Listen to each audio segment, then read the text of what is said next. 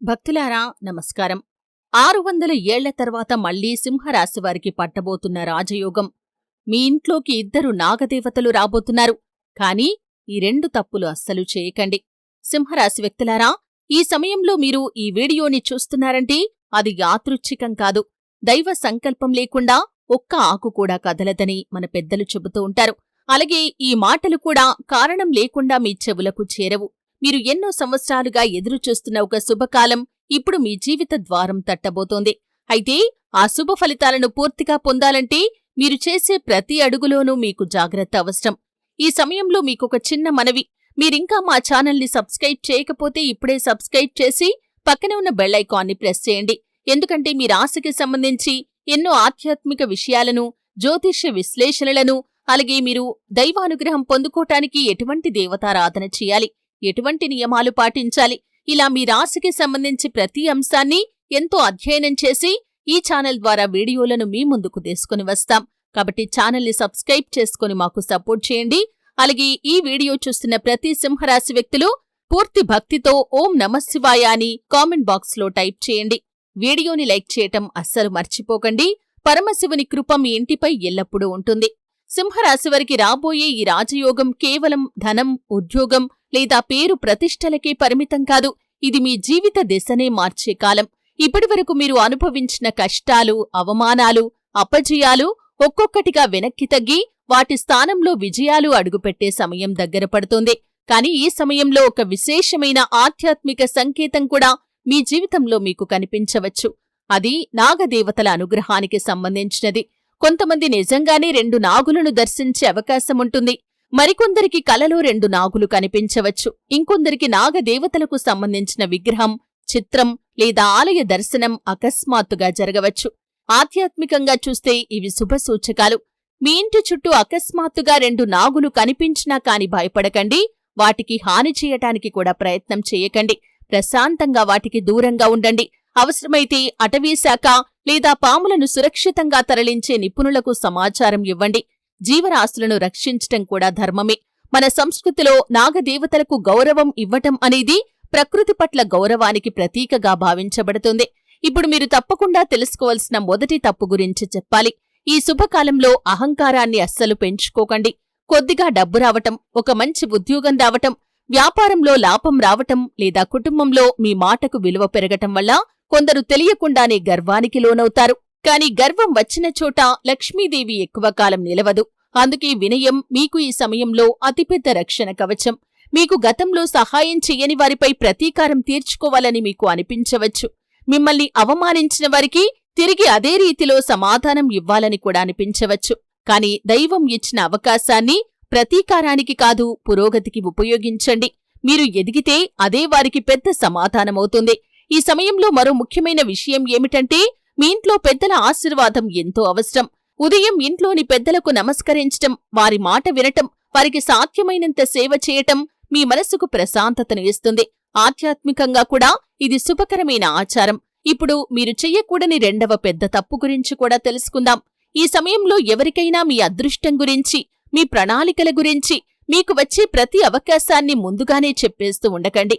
ప్రతి మంచి పని నిశ్శబ్దంగా ప్రారంభమైతే దానికి ఆటంకాలు తక్కువగా ఉంటాయి. అందరూ మీ శ్రేయస్సే కోరుతారని అనుకోవటం సరైంది కాదు. అందుకే అవసరమైన చోట మాత్రమే మాట్లాడండి. మీ విజయాలు ముందుగా ప్రకటించటం కంటే ఫలితాలు మాట్లాడేలా చేయటం మంచిది. సింహరాశివారికి ఈ సమయంలో కుటుంబంలో కొన్ని అపార్థాలు కూడా తొలగిపోవచ్చు. చాలా కాలంగా మాట్లాడని వ్యక్తి మీతో మళ్లీ మాట్లాడే అవకాశముంది. దూరమైన బంధువులు దగ్గర కావచ్చు. నిలిచిపోయిన పనులు మళ్లీ ప్రారంభమయ్యే సూచనలు కనిపించవచ్చు. అయితే ఇవన్నీ వ్యక్తిగత పరిస్థితులపై ఆధారపడి ఉంటాయి. మీ ఇంట్లో ప్రతిరోజు సాయంత్రం ఒక చిన్న దీపం వెలిగించి పరమశివుణ్ణి లేదా మీ ఇష్టదైవాన్ని భక్తితో ప్రార్థించటం మనసుకు ధైర్యాన్ని ఇస్తుంది. శ్రద్ధతో చేసే ప్రార్థన మనలో సానుకూల భావనను పెంచుతుంది. అదే మీ నిర్ణయాల్లో మీకు స్పష్టతను కూడా తీసుకువస్తుంది. ఇప్పటివరకు వీడియో చూస్తున్న ప్రతి భక్తుడికి ఒక చిన్న మనవి. వీడియో మీకు నచ్చితే ఖచ్చితంగా లైక్ చేయండి. అలాగే కామెంట్ బాక్స్లో జై నాగదేవత అని టైప్ చేసి మీ భక్తిని తెలియజేయండి. మీ కామెంట్ను మేము తప్పకుండా చదువుతాము. ఇంకా చెప్పాల్సిన అత్యంత ముఖ్యమైన రహస్యం ఇప్పుడు ప్రారంభమవుతోంది. సింహరాశివారి జీవితాన్ని పూర్తిగా మార్చగల ఆ సంకేతం ఏమిటి? రాజయోగం ఎప్పుడు పూర్తిగా ప్రభావం చూపుతుంది? ఏ రోజుల్లో ప్రత్యేక జాగ్రత్త అవసరం? ఇంకా మీ ఇంటి గడప వద్ద కనిపించే ఆ ఆధ్యాత్మిక సూచన వెనక ఉన్న భావం ఏమిటి? ఇదంతా ఇప్పుడు ఒక్కొక్కటిగా తెలుసుకుందాం. ఆధ్యాత్మిక సాంప్రదాయాల ప్రకారం కొన్నిసార్లు మన జీవితంలో కనిపించే కొన్ని సంఘటనలను ప్రజలు శుభసూచకాలుగా భావిస్తారు. అలాంటి సూచనల్లో నాగదేవతలకు సంబంధించిన దర్శనం, కళ లేదా ఆలయ దర్శనం కూడా ఒకటి. అయితే అలాంటి అనుభవాలు ప్రతి ఒక్కరికి ఒకే విధంగా ఉండవు. అవి వ్యక్తిగత అనుభవాలుగా మాత్రమే చూడాలి. సింహరాశి వ్యక్తులారా, మీరు గత కొంతకాలంగా ఎన్నో మానసిక ఒత్తిడులను ఎదుర్కొని ఉండవచ్చు. మీ మంచితనాన్ని కొందరు బలహీనతగా తీసుకుని ఉండవచ్చు. మీరు చేసిన ఉపకారాన్ని మర్చిపోయిన వారు కూడా ఉండవచ్చు. అయినప్పటికీ మీరు ధర్మాన్ని వదలకుండా ముందుకు సాగితే అదే మీ గొప్ప బలమవుతుంది. ఈ సమయంలో మీ జీవితంలో చిన్న చిన్న మార్పులు ప్రారంభమవుతాయి. మొదట మీ ఆలోచనల్లో మార్పు వస్తుంది. ఆ తర్వాత మీ నిర్ణయాలు మారుతాయి. చివరకు ఆ నిర్ణయాల వల్ల మీ జీవితంలో మంచి అవకాశాలు కనిపిస్తాయి. చాలామంది విజయానికి ముందు ఇలాంటి మార్పులు సహజమని భావిస్తారు.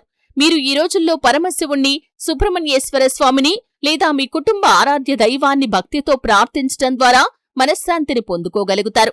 ప్రతి సోమవారం లేదా మీకు వీలైన రోజున ఆలయ దర్శనం చేయటం, అవసరమైన వారికి సహాయం చేయటం, పక్షులకు గింజలు వేయటం వంటి సత్కార్యాలు మీలో సానుకూల భావనను పెంచుతాయి.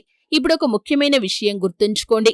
మీ జీవితంలో మంచి మార్పులు కనిపించటం ప్రారంభమైన వెంటనే వాటిని అందరికీ చెప్పాల్సిన అవసరం లేదు. నిశ్శబ్దంగా మీ పనిని మీరు చేసుకుంటూ ముందుకు వెళ్ళండి. ఫలితాలు వచ్చిన తర్వాత ప్రపంచమే మీ విజయాన్ని గుర్తిస్తుంది. కొంతమంది ఈ సమయంలో పాత స్నేహితులను మళ్లీ కలుసుకునే అవకాశముంటుంది. కొందరికి కుటుంబ సభ్యులతో ఉన్న అపార్థాలు తొలగిపోతాయి. మరికొందరికి చాలా కాలంగా నిలిచిపోయిన పని పూర్తయ్యే అవకాశం రావచ్చు. సింహరాశి వ్యక్తులారా, చాలామంది అడిగే ఒక ప్రశ్నకు సమాధానం ఇప్పుడు మనం తెలుసుకుందాం. ఈ శుభకాలం వచ్చినప్పుడు మనం ఏం చేయాలి, ఎలాంటి ఆచరణ పాటించాలి అని చాలామంది సందేహపడుతూ ఉంటారు. శుభకాలం అనేది కేవలం అదృష్టంతో మాత్రమే రాదు. భక్తి, మంచి ఆలోచనలు, క్రమశిక్షణ, సత్కార్యాలు కలిసి మన జీవితంలో సానుకూల మార్పులను తీసుకుని రావటానికి తోడ్పడతాయి. సింహరాశి వ్యక్తులారా, మీరు ఈ మధ్యకాలంలో అనుభవించిన ప్రతి కష్టం మిమ్మల్ని మరింత బలంగా మార్చి ఉండవచ్చు. కొన్ని సందర్భాల్లో మీరు చేసిన మంచి పనులకు గుర్తింపు రాకపోయి ఉండవచ్చు. మీ నిజాయితీని కొందరు అర్థం చేసుకోకపోయి ఉండవచ్చు. అయినప్పటికీ ధర్మాన్ని విడిచిపెట్టకుండా ముందుకు సాగే వ్యక్తికి జీవితంలో అవకాశాలు క్రమంగా తెరుచుకుంటాయి. ఈ సమయంలో ఉదయం నిద్రలేచిన వెంటనే ఒక నిమిషం నిశ్శబ్దంగా కూర్చొని మీ ఇష్ట దైవాన్ని స్మరించండి. ఓం నమశివాయ అని కాని, ఓం నమో నారాయణాయ అని కాని ఇటువంటి మంత్రాలను భక్తితో జపించటం వల్ల మనసు ప్రశాంతంగా ఉంటుంది. మనసు ప్రశాంతంగా ఉన్నప్పుడు తీసుకునే నిర్ణయాలు కూడా మరింత స్పష్టంగా ఉంటాయి. మీ ఇంట్లో పరిశుభ్రతను పాటించటం కూడా చాలా ముఖ్యం. ముఖ్యంగా పూజగదిని శుభ్రంగా ఉంచటం, సాయంత్రం ఒక దీపం వెలిగించటం, ఇంట్లో పెద్దలను గౌరవించటం వంటి చిన్న చిన్న అలవాట్లు కుటుంబంలో సానుకూల వాతావరణాన్ని పెంచుతాయి. ఇప్పుడు మీకొక ఆసక్తికరమైన విషయం గురించి చెప్పాలి. నాగదేవతలను భారతీయ సాంప్రదాయంలో ప్రకృతి సంరక్షణకు, భూమి పవిత్రతకు ప్రతీకగా భావిస్తారు. అందుకే నాగదేవతల గురించి వినగానే భయపడకుండా గౌరవ భావంతో చూడాలని ఆధ్యాత్మిక సాంప్రదాయాలు చెబుతున్నాయి. నిజ జీవితంలో ఎక్కడైనా పాము కనిపిస్తే దానికి హాని చేయకుండా సురక్షితంగా దూరంగా ఉండి అటవీశాఖ కాని లేదా శిక్షణ పొందిన సర్పరక్షకులకు సమాచారం ఇవ్వండి. సింహరాశి వ్యక్తులారా, ఈ సమయంలో మీ జీవితంలో కొత్త అవకాశాలు కనిపిస్తాయి. ఉద్యోగంలో కొత్త బాధ్యతలు వస్తాయి. వ్యాపారంలో కొత్త పరిచయాలు ఏర్పడతాయి. చదువుతున్న వారికి కొత్తగా నేర్చుకునే అవకాశాలు రావచ్చు. అయితే ఇవన్నీ కేవలం అదృష్టం వల్లనే కాదు, మీ కృషి, పట్టుదల, సరైన నిర్ణయాలు కూడా అంతే ముఖ్యమైనవి. మరొక విషయాన్ని గుర్తుంచుకోండి. మీ విజయాన్ని చూసి అందరూ సంతోషపడతారని అనుకోకండి. కొందరు ప్రోత్సహిస్తారు, మరికొందరు విమర్శిస్తారు. అలాంటి సమయంలో మీ లక్ష్యం నుంచి దారి తప్పకండి. మీ సమయాన్ని వృధా చేసే వాదనలకు దూరంగా ఉండండి. మీ పని మీ తరపున మాట్లాడేలా చేయండి. సింహరాశి వ్యక్తులారా, జీవితంలో మంచి సమయం వచ్చినప్పుడు చాలామంది ఒక పెద్ద పొరపాటు చేస్తారు. ఇక నాకు ఎలాంటి సమస్యలు రావు అని అనుకుంటారు.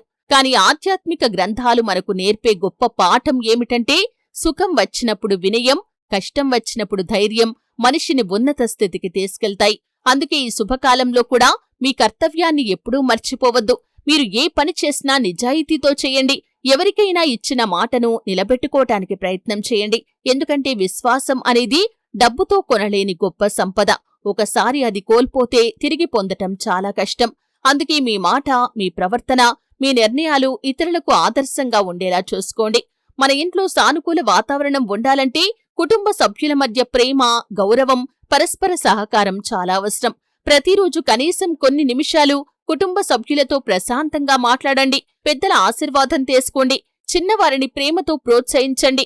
ఈ చిన్న అలవాట్లు ఇంట్లో ఆనందాన్ని పెంచుతాయి. భక్తి అంటే కేవలం ఆలయానికి వెళ్లటం మాత్రమే కాదు, ఆకలితో ఉన్నవారికి అన్నం పెట్టడం, దాహంతో ఉన్నవారికి నీళ్లు ఇవ్వటం, బాధలో ఉన్నవారిని ఓదార్చటం కూడా గొప్ప పూజగా అనేక ధార్మిక సాంప్రదాయాలు చెబుతున్నాయి. మీకు చేతనైనంతవరకు సేవ చేయండి. అలాంటి సేవ మనసుకు సంతృప్తిని ఇస్తుంది. భక్తులారా, ఈ వీడియో మీకు నచ్చితే తప్పకుండా లైక్ చేయండి. ఇంకా మా ఛానల్ని సబ్స్క్రైబ్ చేయకపోతే ఇప్పుడే సబ్స్క్రైబ్ చేసి బెల్ ఐకాన్ని ప్రెస్ చేయండి. అలాగే కామెంట్ బాక్స్లో ఓం నమఃశివాయ, అందరికీ శుభం కలగాలి అని రాయండి. మీ ప్రార్థనలు మీకే కాదు, ఈ వీడియో చూస్తున్న ప్రతి ఒక్కరికి సానుకూల శక్తిని అందిస్తాయి. చివరిగా ఒక ప్రార్థన.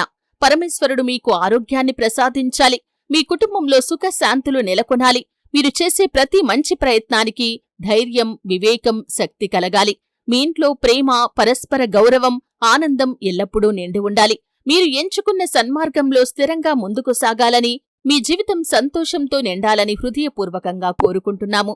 మళ్ళీ మరొక ఆధ్యాత్మిక వీడియోలో కలుద్దాం. అప్పటి వరకు జాగ్రత్తగా ఉండండి. భక్తిని పెంచుకోండి. సత్కార్యాలు చెయ్యండి. అందరికీ మేలు కోరుతూ హరహర మహాదేవ. ఓం నమఃశివాయ.